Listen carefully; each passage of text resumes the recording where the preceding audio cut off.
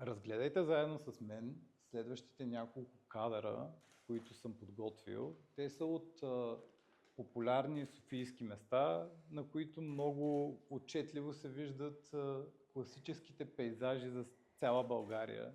Нали, почвам с тази дупка, локва, която съвсем спокойно могат да отгледат крокодила от Ботунец. Не знам колко от вас са запознати с тази история.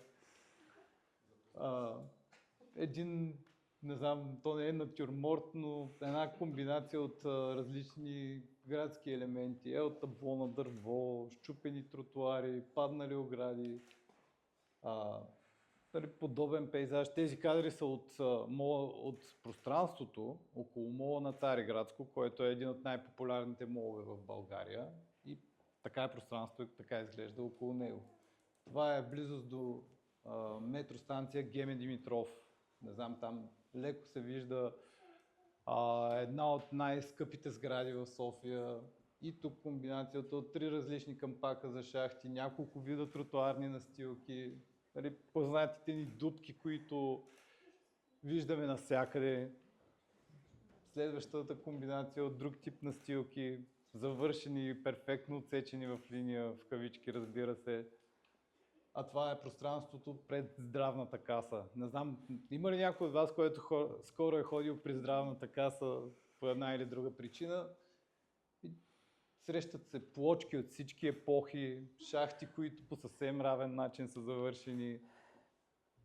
А тук, извинявам се, тук това е извадка как всеки един от нас е творец на собствената си сграда. Всеки един е строител. Строител съм и аз. Здравейте, казвам се Тодор Янков. Днес съм тук да ви разкажа как хаосът навън води до хаос вътре. Аз съм строителен инженер, имам 15 години опит в сферата, но първото нещо, което научих на първия си обект, от първия си ментор е умението да не виждам хубавото. Когато сканирам едно пространство, първият ми ментор каза: не гледай хубавото. Ако е хубаво, значи няма проблем. Гледай всеки един дефект, погледът ти където се закачва, всяка точка, дръскотина, дупка. Това са важните неща за нашата професия и те не трябва да се позволяват. Където има дефект, той трябва да бъде констатиран и да бъде недопуснат. И тази практика, тази методология много помогна в последствие да се развия професионално, да не допускам такъв тип хаос и проблеми да се случват на обектите ми, но тя също се превърна и в мое проклятие, защото аз не мога нормално да отида до един хотел, без да почна да разглеждам дупките в банята, фугите колко са равни, пукнатините в ъгъла на стаята. И отделно това ме накара да се замисля как в околното пространство, навсякъде около нас, там където живеем, как това нещо просто масово се пропуска, не се контролира и се оставя просто така на творчеството и на креативността на майстора, да сложи капака, който е имал, да го сложи под ъгъла, под който му е било най-лесно, защото защо да е под 90 градуса, като може да е под 79. И така. Защо хаосът около нас води до хаос вътре в нас? Защото хаосът около нас ни изразходва енергията. Всеки ден, за да стигна до офиса си, аз пътувам около 5 км, които 5 км са по една от най-добрите улици в София. От Орлов мост до мола на Цариградско, там където видяхте. Тези 5 км са едно сравнително добро трасе и всеки ден аз трябва да премина с колата си около 26 дупки. Да, броил съм ги 26 дупки и ви сега ще си кажете какво толкова, Тодор се вглъбява, 26 дупки навсякъде ги има, обаче 26 дупки са 26 решения, които ако не взимаме съзнателно, взимаме подсъзнателно. Това значи, че тези 26 решения ние сме ги направили още преди да стигнем на работа, преди да сме си изпили кафето и преди въобще да сме влезли в някакъв работен режим. И в моменти, в когато не си се наспал, защото двете таласъмчета, едното го няма и се извинявам за него, но не са те оставили да се наспиш, болен си, не си с пълната си енергия и капацитет, ти си с 26 решения по-малко в работния си ден, които си можел да използваш като енергия, за да разрешаваш истинските си работни ангажименти и да си вършиш работата. Защо хаосът около нас води до хаос вътре? Защото той влияе на настроението ни.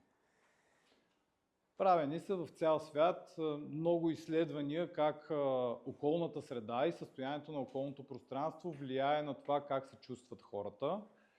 Ще ви разкажа за едно много интересно изследване, което е направено, мисля, че беше в Мичиган, където в по-бедни квартали, в които живеят сравнително по-бедна част от обществото, са избрани около 500 къщи, които са или почистени като дворове, или са почистени, окосени, обновени, ремонтирани са им прозорците и фасадите и са направени просто в добър търговски вид.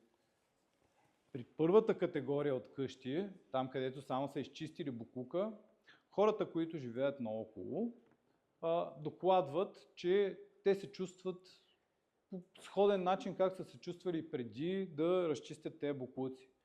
По-интересно обаче става с другата категория хора, там където освен, че са почистили, са реновирали и са оправили изцяло къщите. Там хората казват, че се чувстват значително по-щастливи, осезаемо.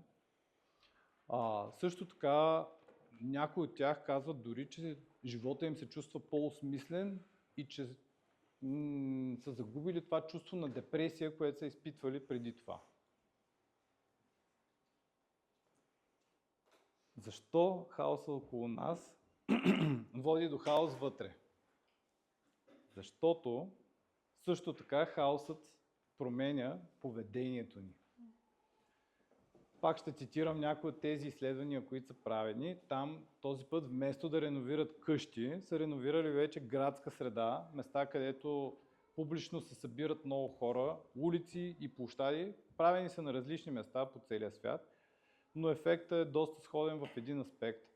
И това е места, които са били запуснати и занемарени, надраскани с графити, с изпочупени прозорци, тротуари, изглеждащи подобно на това, което ви казвам, и с намалено осветление. След като бъдат перфектно обновени, сменен пътна настилка, сменен тротуар, боядисани сгради, така че да изчезнат всичките трибуквени красноречия от графити, всичките прозорци са обновени, така че да изглежда като една нормална обитаема сграда, уличното осветление е възстановено нормално.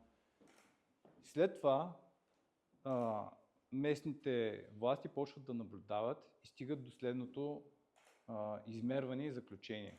На тези места престъпната активност намалява с между 20 и 50%. И това е много добър показател, който представя как средата и начинът, по който е оформена, могат тотално да влияят на поведението на хората, които я използват. Преди около 3 месеца бях на посещение в най-големия завод за фитнес уреди в Италия и много силно впечатление ми направи как домакините ни, вместо да разказват за това как фитнес уредите им ти помагат да си подобриш представянето, да трупаш повече мускули, колко са издръжливи, какви механизми имат. Едно от нещата, с което говорих с най-голям ентусиазъм и най-голяма гордост, беше дизайна на фитнес уредите им. Начина, по който изглеждат и как са оформени, по какъв начин те са ги разработили. Една фраза, която казаха, беше много съществена. If it is beautiful, it works better. Ако е хубаво, работи по-добре. Тази фраза ме остави в много дълбок размисъл. Философски разсъждавах как италианците като хора от детството си, от малки просто са закърмени с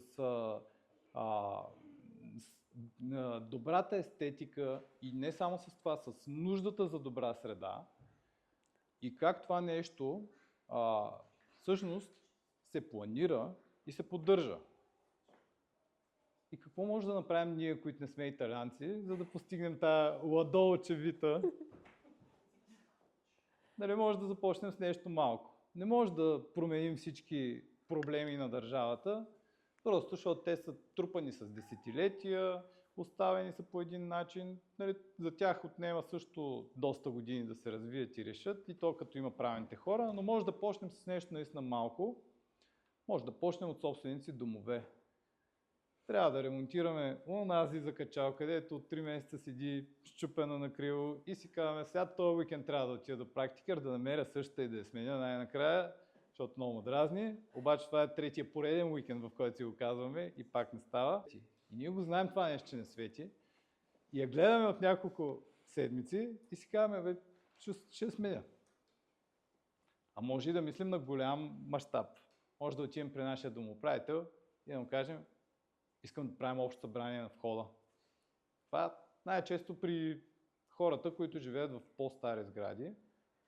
Сега не знам дали знаете, но фасадата на сградата, външната и облицовка, е собственост, поделена собственост на всички собственици на апартаменти в сградата.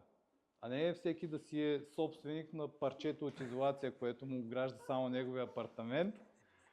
Цялата фасада е собственост на всички хора и също така те са отговорни за това как изглежда и как се поддържа.